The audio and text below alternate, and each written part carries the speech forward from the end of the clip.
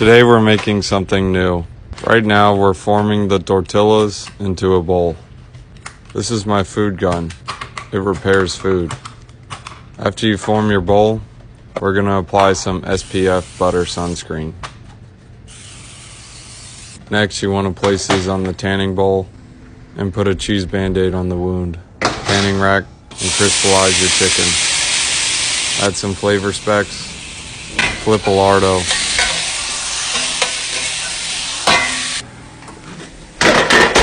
This is a bowl. It holds stuff. Some lettuce. Some tomato. Some breathacyzers.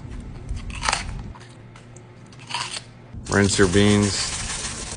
Apply your beans. Chicken. Make it rain. Some sour cream. Cheese. When life gives you tortillas, you make tortilla bowl. Taste test.